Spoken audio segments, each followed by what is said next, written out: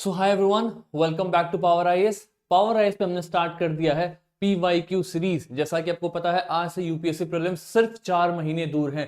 25 मई को आपका प्रीलिम्स का एग्जाम है, डी डे है, राइट। उससे पहले हमारा एक ही पर्पस है कि यूपीएससी में जितने भी सब्जेक्ट्स के थेमेटिक एरियाज है, फॉर एग्जांपल पॉलिटी में आपका प्रियम्बल हो गया, फंडामेंटल राइट, डीपीएसपी, जितने भी इंपॉर्टेंट आर्टिकल्स है, हिस्ट्री में अगर हम देखें मौर्य, पोस्ट गुप्ता या फिर अर्ली मिडीवल, जो भी इंपॉर्टेंट थीम्स है सारे सब्जेक्ट्स में, राइट। फॉर एग्जांपल इकोनॉमी में balance of payment, inflation and many others, इन सब को हम वीडियोस में पीवाईक्यू के थ्रू कवर अप करेंगे। यूपीएससी के अलग अलग एग्जाम्स में जितने भी क्वेश्चन पूछे गए इन थीम से, उनको हम पर्टिकुलरली लगाएंगे ताकि आपको पता चलेगा कि एग्जाम का रिक्वायरमेंट क्या है और प्रिपरेशन किस टॉपिक्स को अच्छे से करके जाना है एग्जाम में।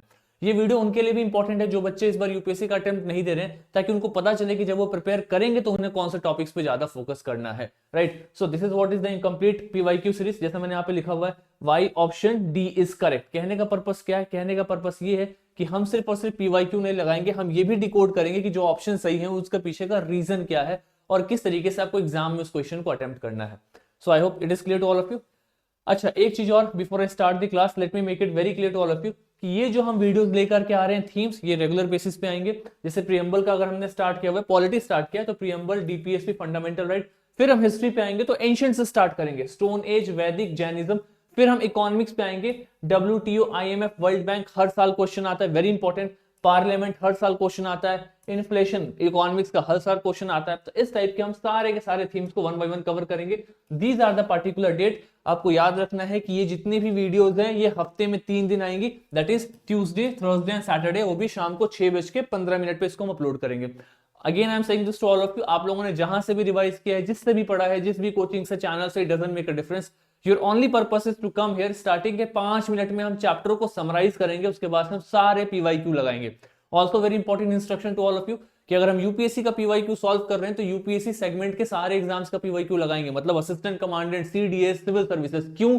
क्योंकि I can tell you with guarantee कि यूपीएससी अलग अलग सेगमेंट के एग्जाम्स के क्वेश्चन को मल्टी करेक्ट में सिविल सर्विसेज में पूछता है। लाइक 2023 में पोर्ट्स के ऊपर में क्वेश्चन पूछा था यूपीएससी ने, and let me make it clear, 2023 में सीडीएस के एग्जाम में पोर्ट्स के ऊपर में क्वेश्चन आया था, उसको वन लाइनर बनाकर के यूपीएससी ने 2023 के सिविल सर्विसेज के प्रीलिम्स में पूछ दिया।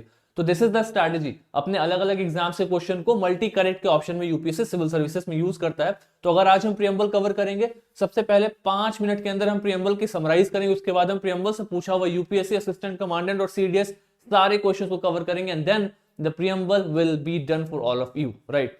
सो let's not waste the time, let's get started. सबसे पहले हम एक छोटा सा समरी करते हैं प्रियम्बल का, ताकि वो बच्चे जिन्होंने एक बार पढ़ा है, रिवाइज करना, उनको क्विक रिवीजन हो जाए। Again I am saying to all of you, अगर आपको लगता है you can watch this video on 1.5x so that जल्दी कवर अप हो सके। द पर्पस इज कि हमें क्विक रिवीजन करना है with effective techniques, right. So let's not waste the time, let's get started. सबसे पहला है we the people of India. We the people of India ये क्या है? तो ये आपके कॉन्स्टिट्यूशन का सोर्स ऑफ पावर है, सोर्स ऑफ पावर या फिर सोर्स ऑफ अथॉरिटी। कहने का पर्पस क्या है? आप एक डेमोक्रेटिक सेटअप में रहते हो जहां पे लोग खुद को रूल करते हैं। हमने हमारा खुद का कॉन्स्टिट्यूशन बनाया है, मतलब इस कॉन्स्टिट्यूशन का, राइट, इस डेमोक्रेटिक सेटअप का सोर्स ऑफ पावर कौन है, सोर्स ऑफ अथॉरिटी कौन है? तो हम लोग खुद हैं। यानी कि जो पहला स्टेटमेंट है आपका प्रियम्बल का, we the people of India, that is source of power या फिर source of authority. This is number 1। इसके अगर आप चलोगे तो आपको यहाँ पे कुछ 4-5 इंपॉर्टेंट टर्म्स दिखाएंगे। क्या दिखेगा? Sovereign, socialist, secular, democratic, Republic. ये 5 इंपॉर्टेंट टर्म्स, ये जो आप 5 देख रहे हो, इसको याद कैसे करना है? बहुत ही सिंपल है, S S S D R. ये क्या बताता है? तो ये बताता है नेचर ऑफ स्टेट। फटाफट, क्या होता है नेचर ऑफ स्टेट? आप जिस स्टेट में रह रहे हो, जिस भी पॉलिटिकल सेटअप में रह रहे हो, किस प्रकार का पॉलिटिकल सेटअप है, उसका नेचर क्या है? हम जिस कंट्री में रह रहे हैं उसका पॉलिटिकल सेटअप का नेचर क्या है? तो उसका नेचर ये है कि हम एक सॉवरेन कंट्री है। सॉवरेन कंट्री मतलब अपने डिसीजंस लेने के लिए हम सक्षम है। अगर हमारे देश का कुछ भी इशू है तो हम खुद उसको हैंडल करेंगे, किसी दूसरे कंट्री को इंटरफेयर करने के लिए नहीं है। मतलब we are independent in making our own decisions. This is called sovereign, हम अपने डिसीजन बनाने के लिए इंडिपेंडेंट है। दूसरा, सोशलिस्ट, हम जो भी पॉलिसीज बनाएंगे हम समाज में सबके लिए बनाएंगे, ताकि जो गैप है अमीर और गरीब का वो बढ़े नहीं, उसको हम कम कर सके। सोशलिज्म की फिलॉसफी जहां पे हम सबको इक्वल ट्रीटमेंट करेंगे, equal pay for equal work and many others, ये पूरा पूरा सोशलिस्ट प्रिंसिपल है।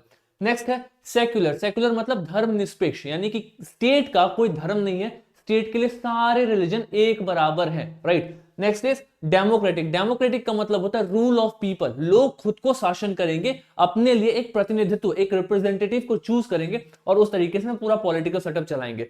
And the last is Republic. Republic मतलब हमारे पॉलिटिकल सेटअप का जो सबसे पहला इंसान है, जो सबसे ऊपर बैठा हुआ इंसान है, दैट इज द प्रेसिडेंट, वो भी इलेक्ट होकर के जाएगा, राइट। ऐसा नहीं है कि महारानी के परिवार का है और उन्हीं के बेटे फिर उनके बेटे फिर उनके बेटे प्रेसिडेंट बनते गए, नहीं। यहाँ पे जो भी प्रेसिडेंट होगा, जो भी सबसे बड़ा इंसान है, सबसे पहला इंसान है हमारे पॉलिटिकल सेटअप का, वो कैसे जाएगा? इलेक्शन से जाएगा। तो ये पांचों के पांचों टर्म्स आपको क्या बता रहे हैं? SSSDR ये बता रहे हैं कि आपका स्टेट का नेचर क्या है। देखो, दो चीज कवर हो गया हमारे प्रियम्बल में, सोर्स ऑफ पावर क्या है, नेचर ऑफ स्टेट क्या है, क्विकली। तीसरा चीज क्या है?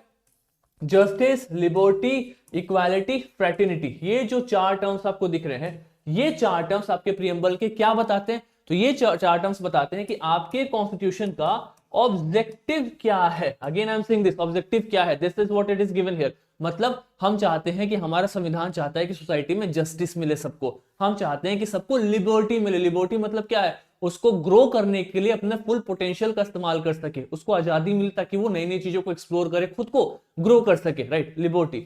इक्वालिटी मतलब समाज में कितना भी अमीर हो, कितना भी गरीब क्यों ना, हम सबको equal treatment they. And the last is fraternity, यानी कि सोसाइटी में एक भाईचारा मेंटेन हो, unity and integrity should remain in the society. तो ये क्या बता रहा है? आपका ऑब्जेक्टिव क्या है? अगेन वेरी इंपॉर्टेंट क्वेश्चन, क्या पूछेगा? क्वेश्चन पूछेगा आपके प्रियम्बल में कितने प्रकार की लिबर्टी दी गई है? तो कितना? 5। किस किस चीज की लिबर्टी, किस किस चीज की आजादी है आपको? थॉट, सोचने की, एक्सप्रेशन, कुछ भी चीज एक्सप्रेस करने की, बिलीफ, कुछ भी मानने का, फेथ, किसी भी चीज पे, किसी भी चीज को आपको बिलीव या फिर फेथ करने का, यानी कि उसको फर्मली मानने का, एंड वर्शिप, किसी भी चीज को पूजने का। यानी कि ये 5 ऐसे टर्म्स हैं जो लिबर्टी के अंदर में दिए हुए हैं। क्या क्या है? आपसे क्वेश्चन पूछा जाएगा, thought, expression, believe, faith, worship. Question ये पूछा गया है कि which of the following are not given in the preamble as a part of belief के sorry as a part of liberty। Liberty के अंदर में इनमें से कौन सा नहीं दिया गया हुआ है? इन पांचों से हट करके एक नया ऑप्शन बना देते हैं, तो इसको ध्यान में रखना है। That is the reason why I keep saying every one of you कि आप प्रियम्बल अपने पास चिपका के रखो, रिवाइज करते रहो। नेक्स्ट इज जस्टिस कितने टाइप का? तो 3 टाइप का, social justice, economic justice, political justice, खत्म बात। इक्वालिटी कितने टाइप का? 2 टाइप का, इक्वालिटी ऑफ स्टेटस, सबको सिमिलर स्टेटस माने हम, एंड इक्वालिटी ऑफ अपॉर्चुनिटी, सबको समान अवसर मिले, ये इंपॉर्टेंट है। एंड फ्रेटर्निटी में मैंने आपको बता दिया, यूनिटी एंड इंटीग्रिटी, बात खत्म। तो ये 3 डायमेंशन हमने एक्सप्लोर किया। एक लास्ट आपके प्रियम्बल पे ना एक डेट दिया हुआ है, दैट इज 26 नवंबर 1949। ये क्या है? तो इसको हम बोलते हैं डेट ऑफ क्या? इनेक्टमेंट। डेट ऑफ इनेक्टमेंट मतलब क्या होता है? मतलब इस पर्टिकुलर दिन में हमने अपना संविधान तैयार किया और अपने आप को अपना संविधान दिया है। This is called the date of enactment. यहां से क्वेश्चन पूछा जाता है। डेट ऑफ इन्फोर्समेंट मतलब आपका संविधान कब से लगा, कब से शुरू हुआ?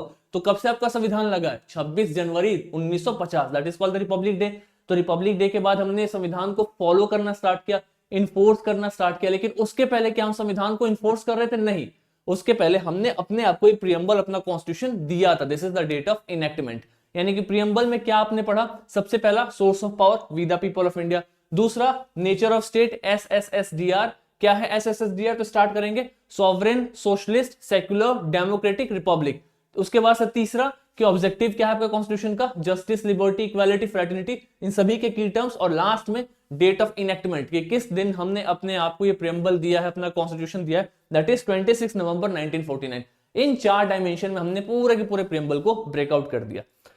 आई होप जो फ्रेशर्स हैं उनका भी प्रियम्बल कंप्लीट हो गया होगा, और जिन लोगों ने पहले प्रियम्बल पढ़ा है उनको अच्छे से रिवाइज हो गया होगा कि एक्चुअली में प्रियम्बल है क्या, राइट। एक लास्ट चीज में बस मैं आपको बता देता हूं, आपके प्रियम्बल में बस एक बार अमेंडमेंट किया गया है, दैट इज 42nd अमेंडमेंट, 42वां अमेंडमेंट। और इसमें वर्ड्स कौन कौन से जोड़े गए हैं?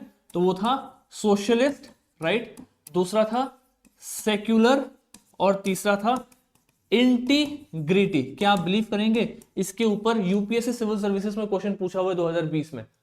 मतलब उसने क्वेश्चन क्या पूछा? 42nd अमेंडमेंट हुआ था 1976 में, तो क्वेश्चन पूछा गया 1976 के पहले प्रियम्बल में कौन कौन से टर्म्स थे, यानी कि उनमें से ये टर्म्स को आपको हटा के ऑप्शन को चूज करना था। आपका लॉजिकल रीजनिंग देख रहा है। ऐसा नहीं पूछा कि 42nd में क्या जोड़ा गया, ये पूछा कि 42nd में के पहले, ये अमेंडमेंट के पहले आपका प्रियम्बल कैसा दिखता था। So you can understand, question 2 तरीके से पूछेगा, या तो सीधा पूछेगा या फिर रिवर्स इंजीनियरिंग, उल्टा करके पूछेगा। वो इस टाइप से उल्टा करके पूछ रहा था। इस वीडियो के बाद में कैसे भी क्वेश्चन आए, you will be in a very comfortable position to solve this, right? So let's not get waste the time, let's get started first. चलो सबसे पहला क्वेश्चन यूपीएससी 2020 का क्या बोल रहा है? The preamble to the constitution of India is, आपका जो संविधान, जो प्रियम्बल है आपके संविधान में जो दिया हुआ है वो किस टाइप का, राइट?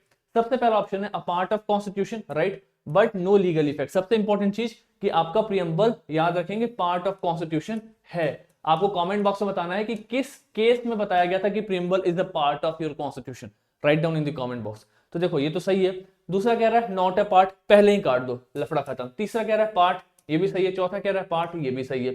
अब आगे चलेंगे, but has no legal effect, सही बात है, मतलब ऐसा इनफोर्सेबल नहीं है, जबरदस्ती का कोई लीगल इफेक्ट नहीं है, इनफोर्सेबल तो नहीं है ये, तो ये बात सही लग रहा है। लेकिन अभी आगे देखेंगे, and has the same legal effect as any other part, उसका जो लीगल इफेक्ट है वो उतना ही है जितना बाकी चीजों का। For example fundamental right, fundamental right कल वॉयलेट होगा तो वो लीगली इन्फोर्सेबल है। क्या प्रियम्बल का कोई चीज वॉयलेट होगा तो लीगली इन्फोर्सेबल, ऐसा कुछ हमने पढ़ा है? नहीं पढ़ा है ना, तो ये गलत हो गया। सेम अदर पार्ट्स से कभी कंपेयर नहीं कर सकते। But has no legal effect independently of other part, मतलब इसका लीगल इफेक्ट किसी अदर पार्ट पे नहीं है, मतलब ये इंडिपेंडेंट है। ऐसा नहीं है कि प्रियम्बल के कारण आपको किसी जगह पे अगर कुछ फॉलो नहीं हो रहा तो उसके ऊपर में सैंक्शन या कुछ इश्यूज आ जाएगा, ऐसा कुछ भी नहीं है।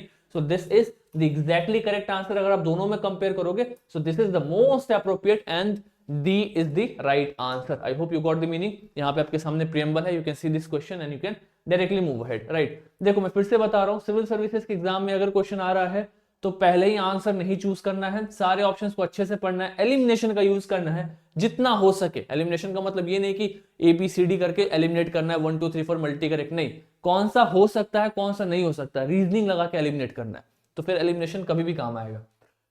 नेक्स्ट है the mind of makers of the constitution of India is reflected in which of the following. आप बताओ मेकर्स ऑफ कॉन्स्टिट्यूशन, जिन्होंने संविधान बनाया था, उनका क्या सोचने की शक्ति थी, वो क्या चाहते थे अपने संविधान में बनाना, वो आपको किससे पता चलता है? तो आप डेफिनेट सी बात है, आपको प्रियम्बल से पता चल रहा है, क्योंकि प्रियम्बल में नेचर ऑफ स्टेट दिया हुआ है, प्रियम्बल में क्या ऑब्जेक्टिव ऑफ कॉन्स्टिट्यूशन दिया, यानी कि इससे ये पता चल रहा है कि जो कॉन्स्टिट्यूशन बना रहे थे वो क्या सोच रहे थे कि आपका कॉन्स्टिट्यूशन कैसा होना चाहिए। Are you getting this? तो उसके अकॉर्डिंग क्या होगा आंसर? प्रियम्बल। फंडामेंटल राइट नहीं, दिस इज नॉट ट्रू, क्योंकि फंडामेंटल राइट में सिर्फ पॉलिटिकल राइट्स की बात की गई है। हम आगे जब चलेंगे ना तो आपको मैं बताऊंगा कैसे पॉलिटिकल राइट्स की बात की गई है।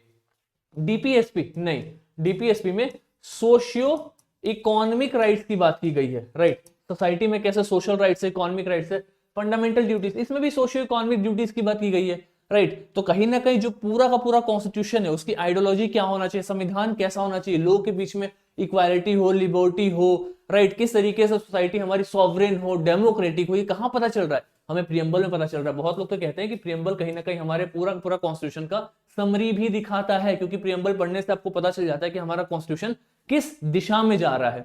एक क्वेश्चन और, आपका जो प्रियम्बल है किसके द्वारा लिखा गया, मतलब किसके द्वारा प्रस्तुत किया गया? ऑलवेज रिमेंबर जवाहरलाल नेहरू, इन्होंने ऑब्जेक्टिव रेजोल्यूशन दिया था, राइट। ऑब्जेक्टिव रेजोल्यूशन जो आज का प्रियम्बल है, यानी कि ऑब्जेक्टिव रेजोल्यूशन में इन्होंने प्रियम्बल को कॉन्स्टिट्यूएंट असेंबली के सामने रखा था, उसको आज हमने प्रियम्बल के फॉर्म में कन्वर्ट कर दिया है। देखो बहुत ही इंटरेस्टिंग सा क्वेश्चन है, which of the following objective is not embodied in the preamble to the constitution of India. इसमें से कौन सा ऐसा है जो प्रियम्बल में नहीं दिया हुआ है? देखो क्या लिखा हुआ है, लिबर्टी ऑफ थॉट सबसे पहला था, ये तो सही बात है। अच्छा, इकोनॉमिक लिबर्टी ऐसा कुछ है क्या? आगे देखो अगर कंफ्यूजन है तो, liberty of expression, liberty of belief, liberty of faith, liberty of worship, ये तो हमने लिबर्टी वाले एंगल में पढ़ा है ना। देखो लिबर्टी वाले में सारे टर्म्स आपको दिख जाएंगे, लेकिन कहीं भी आपने इकोनॉमिक लिबर्टी देखा है? नहीं देखा है। मैं आपसे फिर से रिपीट कर रहा हूं, क्या क्वेश्चन पूछा वो कि इनमें से ये जो की टर्म्स है इनमें से कौन सा नहीं दिया हुआ, यानी कि आपको की टर्म्स को ध्यान में रखना है। तो आंसर क्या होगा? इकोनॉमिक लिबर्टी, ये नहीं दिया हुआ है, not embodied, this is the answer. तो आप देख रहे हो कैसे इजीली क्वेश्चन निकल रहे हैं। बस 5 मिनट की समरी जो मैंने आपको बताया प्रियम्बल का, और उस 5 मिनट की समरी के बेसिस पे आप ये सारे के सारे PYQ लगाने के प्रॉपर कंडीशन में आ गए हो। That is the power of concise and effective teaching. I think you guys understood that. Next question है इकोनॉमिक जस्टिस। देखो फटाफट आ जाओ इसमें प्रियम्बल में, है ना। जस्टिस में क्या था? सोशल, इकोनॉमिक, पॉलिटिकल, है ना। तो कहीं ना कहीं इकोनॉमिक जस्टिस सही बात है। Economic justice, the objective of constitution has been one of the Indian provided in। अच्छा हाँ, इकोनॉमिक जस्टिस जो आपके कॉन्स्टिट्यूशन में कहाँ प्रोवाइड किया गया हुआ है? तो प्रियम्बल में तो किया हुआ है, एक्सप्लिसिटली मेंशन है, यहाँ भी प्रियम्बल है, यहाँ भी प्रियम्बल, इसमें प्रियम्बल है, इसमें नहीं, तो ये गया, ये गया। एकदम देखो, अगर कॉन्सेप्ट क्लियर है तो कुछ झोल नहीं करना है। मतलब मैं यही बता रहा हूं बार बार कि आप लोगों को अपना स्टैटिक को तो इतना स्ट्रॉन्ग करके जाओ कि सेकंड थॉट देना ना पड़े, विथ कॉन्फिडेंस एलिमिनेट करोगे ऑप्शन को। ऐसा नहीं है कि इसमें A B C C D D multi correct में मैं एलिमिनेट कर रहा हूं कि यूपीएससी अब पेयर्स में पूछ रही है तो मेरा टेक्निक बर्बाद हो गया। नहीं, पेयर्स का क्वेश्चन नहीं है, स्ट्रेट क्वेश्चन है, बट फिर भी एलिमिनेट कर रहा हूं क्योंकि कॉन्सेप्ट क्लियर है ना। तो ये दो ऑप्शंस गए। इकोनॉमिक जस्टिस इंडिया में कौन कौन से पार्ट में दिया हुआ है, राइट। तो जैसे मैंने आपको बताया था फंडामेंटल राइट, क्या इकोनॉमिक की बात करता है? नहीं, ये क्या बात करता है? ये बोलता है पॉलिटिकल राइट्स के बारे में बात करता है। तो यानी कि इकोनॉमिक राइट्स में क्या होगा? Preamble and directive principle. Obviously social and economic rights directive principle बात करता है। Option B is the right answer. अब बहुत लोग बोलेंगे sir social and economic right कैसे डीपीएसपी बात कर रहा है? टेंशन नहीं करो, कल ही आ रही है डीपीएसपी के ऊपर में वीडियो, राइट। कल नहीं, परसों, सॉरी परसों आ जाएगी वीडियो, उस पर सारा पीवाईक्यू करेंगे डीपीएसपी का, वो भी क्लियर हो जाएगा। चलो आगे चलो। Which of the following objective is not embodied in the preamble to the Constitution of India? देखो वही चीज, अब उसी चीज को उधर यूपीएससी ने 2017 में पूछा था, अब देखो इसको सीडीएस ने पूछ दिया, सीडीएस एग्जाम में सेम क्वेश्चन रिपीट कर दिया। क्या नहीं दिया हुआ है? तो हमें इकोनॉमिक लिबर्टी नहीं दिया हुआ है। देखो लिबर्टी में कहीं इकोनॉमी है? नहीं है। थॉट है, एक्सप्रेशन है, बिलीव है, फेथ है, वर्शिप है, इकोनॉमी तो है नहीं। यही हो गया आंसर, है ना। समझ रहा है? तो समझ में आ रहा है मैंने आपको क्या बताया, व्हाट आई सेड, कि यूपीएससी का पूछा हुआ क्वेश्चन स्टेट पीसीएस में भी रिपीट होता है, एंड मोस्ट इंपॉर्टेंटली यूपीएससी अपने अलग अलग यूपीएससी के एग्जाम के क्वेश्चन को रिपीट करते रहती है इन वन फॉर्म और अदर। सीडीएस का क्वेश्चन, असिस्टेंट कमांडेंट का क्वेश्चन, सिविल सर्विसेज का क्वेश्चन रिपीट होते रहता है। तो इसलिए जब हम पीवाईक्यू लगाएंगे तो सबको लगाएंगे। अभी 90% चैनल जो पीवाईक्यू कराएंगे वो सिर्फ और सिर्फ यूपीएससी का ही कराएंगे। But I am again saying this to all of you, PYQ करना है, प्रीलिम्स निकालना है, तो यूपीएससी के साथ अदर सारे वर्टिकल्स यूपीएससी के सारे क्वेश्चन लगाओ। अगर नहीं लगा पा रहे हो, डिसिप्लिन नहीं हो, तो शांति से बस इन वीडियोस को 1.5x पे देखो, सारे डाउट्स क्लियर हो जाएंगे। चलो आगे चलते हैं, पहले थोड़ा सा जूम आउट करते हैं ताकि चीजें क्लियर हो। ओके फाइन, देखो क्या लिखा हुआ है। Which of the following word inserted in the preamble to the constitution of India through 42nd amendment से कौन से 3 शब्दों को जोड़ा गया? अभी हमने देखा था सोशलिस्ट था, सही बात है, सेक्युलर था, सही बात है, इंटीग्रेटेड था, सही बात है, all of the above, clear है। अभी मैंने बताया था आपको सोशलिस्ट, सेक्युलर, इंटीग्रेटिव 42nd से ऐड किया गया। इसके पहले ये वर्ड्स प्रीएम्बल में नहीं थे। यूपीएससी ने पूछा था कि 1976 के पहला प्रीएम्बल कैसा दिखता था, इन 3 वर्ड्स को हटा दो, दिख जाएगा प्रीएम्बल कैसा दिखता था। समझ में आ रहा है? नेक्स्ट है The mind of makers of the Constitution of India is reflected in which of the following? अभी यूपीएससी ने पूछा, सीडीएस में पूछ दिया कि माइंड ऑफ मेकर्स, संविधान बनाने वालों ने क्या सोच करके आपका प्रीएम्बल, मतलब क्या क्या उनके दिमाग में चल रहा था, ये आपको किस चीज से पता चलेगा? ऑब्वियसली बात है प्रीएम्बल से पता चलेगा, क्योंकि प्रीएम्बल जो है वो हमें बताता है कि हमारे स्टेट का क्या नेचर है, हमारा ऑब्जेक्टिव क्या है कॉन्स्टिट्यूशन का, सोर्स ऑफ अथॉरिटी क्या है लोगों का। तब देख रहे हो कितना वर्सेटाइल है, सब कुछ दिखा रहा है कॉन्स्टिट्यूशन का। यानी कहीं ना कहीं हम उसको समरी ऑफ कॉन्स्टिट्यूशन भी कहते हैं, प्लस हम कहीं ना कहीं कहते हैं कि जो मेकर्स थे, कॉन्स्टिट्यूशन मेकर्स, उनके माइंड को भी प्रीएम्बल रिफ्लेक्ट करता है। और प्रीएम्बल को सबसे पहले किसने प्रस्तुत किया? जवाहरलाल नेहरू जी ने ऑब्जेक्टिव रेजोल्यूशन के फॉर्म में प्रस्तुत किया था। I think this is clear to all of you. चल, within a couple of seconds you will be able to attempt these questions, very simple. Next क्या है देखो, who among the following had moved the objective resolution? बस पहले ही देख लो क्या था objective resolution, Pandit Jawaharlal Nehru. But देखो ये इतना ओवर कॉन्फिडेंस में पेपर मत अटेम्प्ट करना, वरना आता हुआ भी गलत हो जाएगा।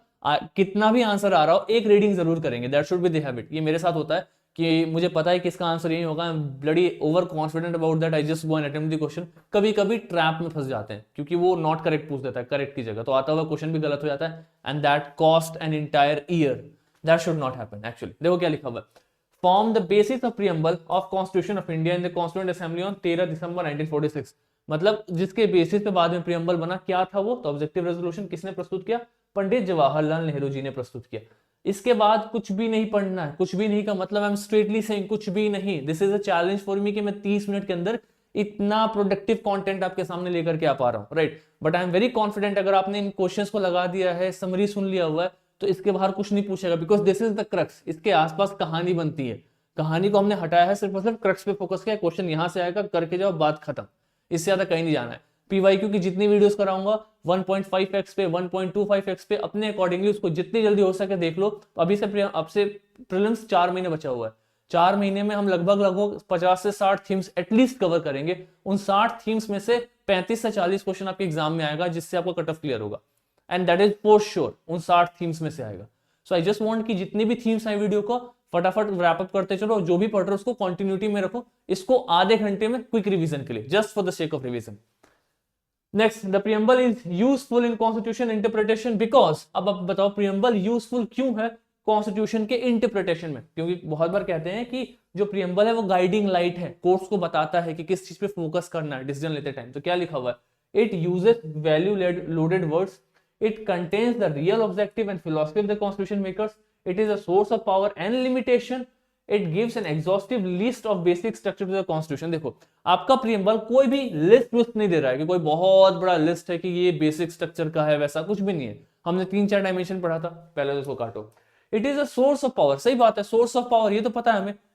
एंड लिमिटेशन, कहीं हमने ऐसा पढ़ा क्या कि प्रियम्बल आपका ये लिमिटेशन है, प्रियम्बल के कारण इन चीजों में पावर्स कम हो जा रहा है, ये लिमिट कर रहा है? नहीं, हमने सोर्स ऑफ पावर पढ़ा। This is also wrong. It contains the real objective and philosophy of the constitution makers, ये तुमने शुरू में देखा था कि प्रियम्बल दिखाता है कि आपके कॉन्स्टिट्यूशन मेकर्स का क्या सोच था, राइट? और कहीं ना कहीं प्रियम्बल क्या भी दिखा रहा है, ये भी दिखा रहा है कि रियल ऑब्जेक्टिव क्या है। So this is the answer, this is correct, it is so easy, है ना? चलो, and it uses value loaded words, ऐसा कुछ भी नहीं है, right? The words are even more practical, not just the value loaded.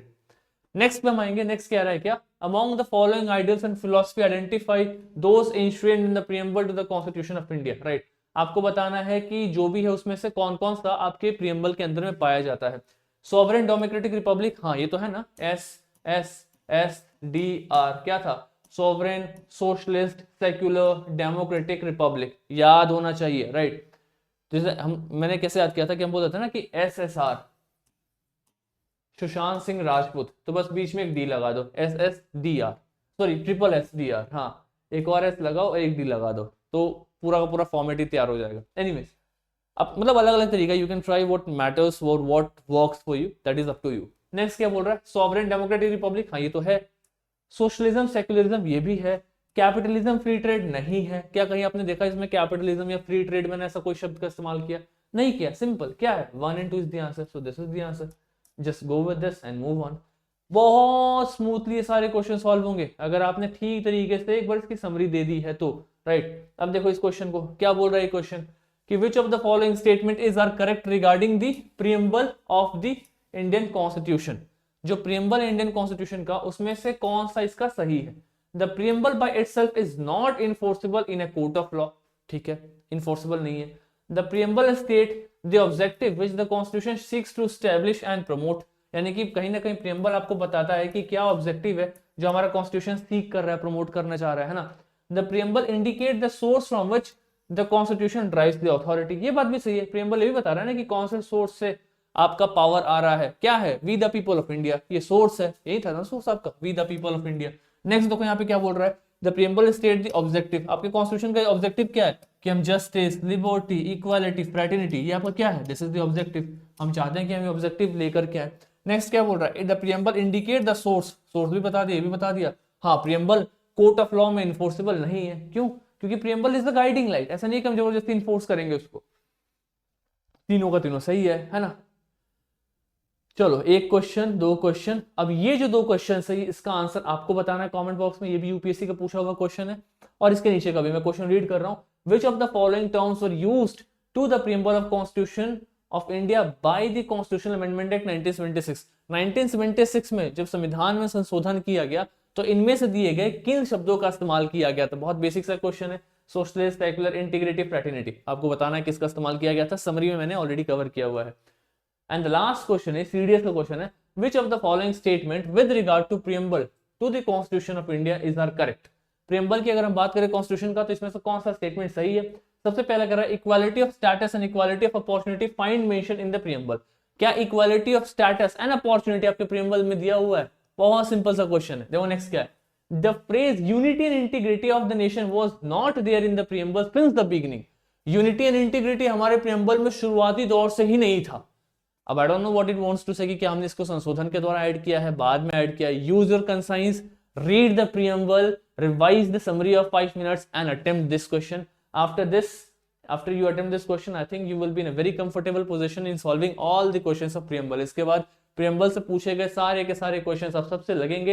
And I sincerely request to all of you कि आप ये जरूर बताएंगे कि कौन सा ऐसा केस था जिस केस ने, मतलब सुप्रीम कोर्ट ऑफ इंडिया का केस है जिसने एक्चुअली में ये बताया हुआ है कि preamble is the part of constitution, preamble हमारे कॉन्स्टिट्यूशन का पार्ट है। Do not forget to write down that in the comment box. I hope 30 minute के अंदर आपका एक बहुत ही मैग्निफिशेंट, बहुत ही पावरफुल रिविजन हो चुका होगा प्रियम्बल का। नेक्स्ट जो हमारी वीडियो आने वाली है, the next video on the other theme is going to come very soon, that is परसों आ जाएगी, और वो हमारा टॉपिक होगा DPSP, directive principle of state policy, जिसमें मैं आपको ये बताऊंगा किस तरीके से बहुत इंपॉर्टेंट है सोशियो इकोनॉमिक राइट्स जो डीपीएसपी के अंदर में दिए गए हैं। And after this, you will be in a very comfortable position to attempt all the questions of UPSC in different exam segment. My only request is, please keep on revising. अगर आप revise नहीं कर रहे हैं तो videos का कोई importance नहीं है। आप ये वीडियो क्या, यूट्यूब का कोई भी वीडियो देख लो, कुछ भी काम नहीं करेगा। All that matters is कि आप कितना रिवाइज कर रहे हैं। So keep on revising, keep on working hard, keep on attempting this question, and I hope this is going to be very, very helpful to all of you. That is for today. Thank you so much. Take care. See you in other video. Thank you.